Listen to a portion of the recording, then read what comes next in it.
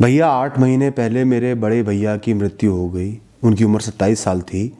मेरे पापा के पास कोई जॉब नहीं है। उनकी एज भी अब काम करने की नहीं रही। पापा बहुत परेशान रहते हैं उस हादसे के बाद। बहुत दुख भरी बातें ही करते हैं जब भी बोलते हैं। वो कहते हैं कि वो ज़्यादा दिन नहीं जी पाएंगे। मैं उनको कैसे ठीक करूं, प्लीज़ बताइए। मेरे को अपने पेरेंट्स के टुवर्ड्स अपनी रिस्पॉन्सिबिलिटी पूरी करनी है, क्योंकि अब मेरा कोई भाई बहन भी नहीं है और मुझे अपना करियर भी बनाना है। मैं क्या करूं? मेरी बहन, मैं आपको कुछ बातें बताऊंगा, ध्यान से सुनना। सबसे पहली बात, जो हुआ है वो बहुत बड़ा था। एक इंसान के लिए इससे बड़ा दुख कोई भी नहीं हो सकता जब वो अपने बच्चों को खो दे। मैंने बहुत से दुख देखे हैं, लोगों को झेलते हुए देखा है, लेकिन ये सबसे बड़ा दुख है इस दुनिया का। ये दुख क्यों मिला, कैसे हुआ, क्यों हुआ, उसको हम डिस्कस नहीं करेंगे। ये हो गया, ये होनी थी, हो गई है। तो उनका दुखी होना जायज़ है और इंसान दुखी होता ही है। इतना ही दुखी होता है, टूट जाता है, ऐसा लगता है जीवन खत्म हो गया, उसका जीने से मन उठ जाता है। इसमें आप क्या कर सकती हो, आपका क्या रोल है? आप उनकी बेटी हो। जैसे भैया गए, उनके अलावा अब सिर्फ आप हो। आपको उनको प्रेरित करना है। कैसे प्रेरित करना है? उनका मन भटकाना है, ध्यान हटाना है।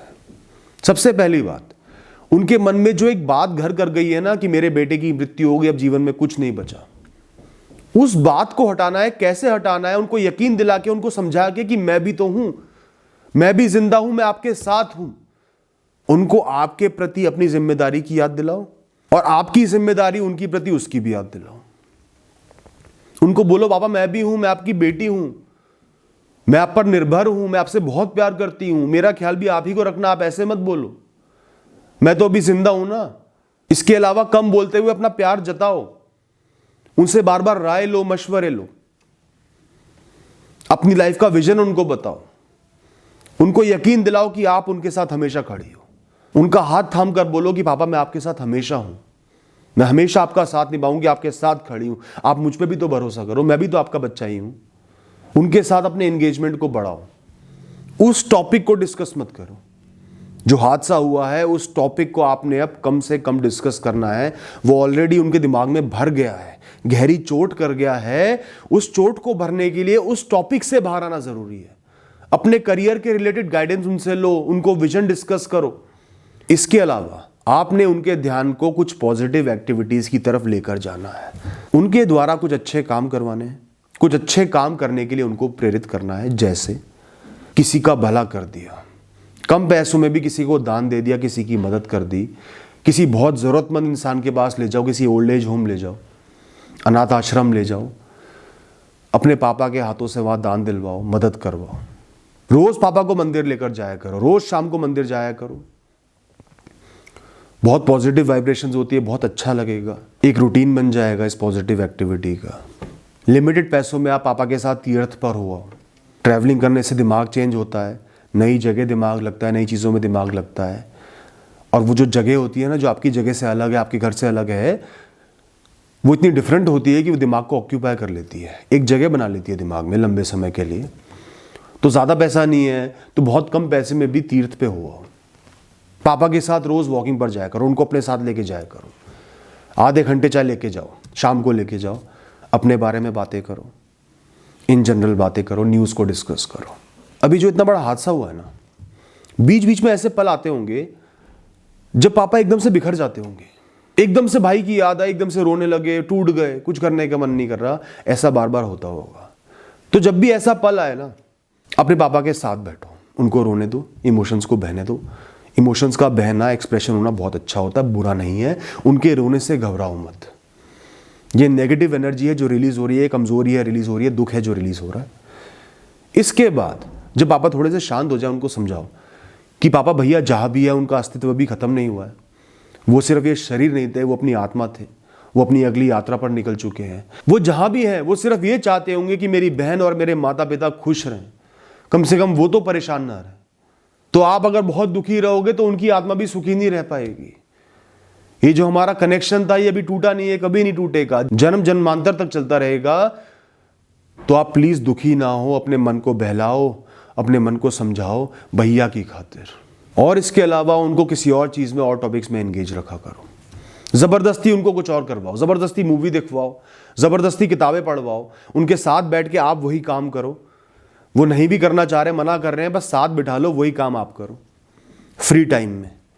इस तरीके से धीरे धीरे उनके मन में जीवन जीने की इच्छा को जगाना है, उस हादसे से उनको आगे बढ़ने के लिए, जीवन जीने के लिए प्रेरित करना है। इसके बाद आता हूं मैं आपके करियर पर।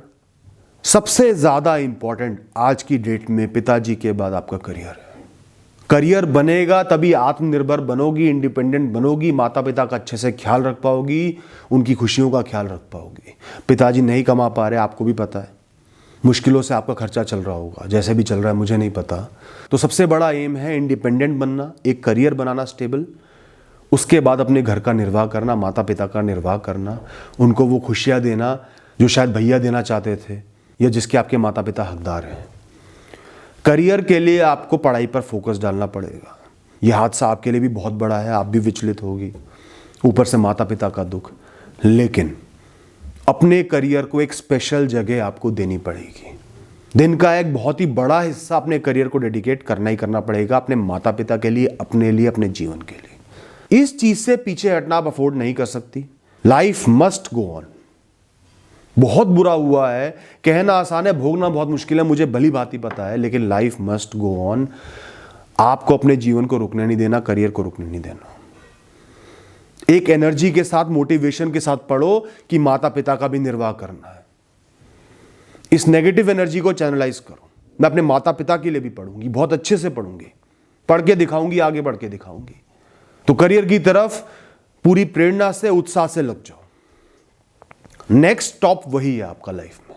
इसके अलावा खुद से कमिटमेंट करो कि मैं जीवन भर अपने माता पिता का साथ निभाऊंगी, उनका निर्वाह भी करूंगी, ख्याल भी रखूंगी।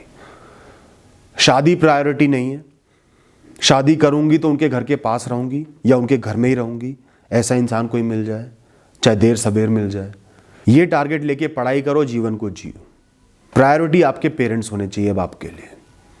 इसके अलावा फिर भी मैं एक माइनर स्कोप छोड़ता हूं कि सपोज आपको अपने पेरेंट्स से थोड़े दिन, थोड़े समय के लिए या थोड़ा सा दूर रहना पड़े, तो इमोशनल इन्वॉल्वमेंट आपकी उनकी लाइफ में 100% रहेगी। रेगुलरली कनेक्टेड रहोगी, टच में रहोगी, रोज बात होगी, हालचाल पूछे जाएंगे, उनकी इमरजेंसी में खड़ी रहोगी, उनकी फाइनेंशियल प्रॉब्लम्स के साथ आपने डील करना है, उनके फाइनेंसेस का ख्याल आपने रखना है। कोशिश यही करना कि उनके साथ रहो या उनके बिल्कुल पास रहो। ये अपना मोटिव बनाओ, अपना मोटिवेशन बनाओ। ये फैसला आपको उनके लिए लेना है। इससे ज्यादा इंसान कुछ नहीं कर सकता। होनी हमारे बस में नहीं है, जिसको जाना है वो जाएगा। हम कमिटमेंट कर सकते हैं कि हम अपने रिश्तेदारों का, अपने प्यारे जनों का ख्याल रखेंगे, 100% ख्याल रखेंगे, उनको अकेला नहीं पड़ने देंगे। यही हमारी प्रेरणा होनी चाहिए। इस प्रेरणा के साथ आगे बढ़ो, इस कमिटमेंट के साथ, इस रेगुलेशन के साथ, इस वैल्यू सिस्टम के साथ आगे बढ़ो। फिलहाल के लिए मैं इतना ही बोलूंगा। अब आपने अपने परिवार को संभालना है और आप इतनी मैच्योर हो कि आपने ये सवाल पूछा है तो आप संभाल भी लोगी, मुझे पूरा भरोसा है। All the best.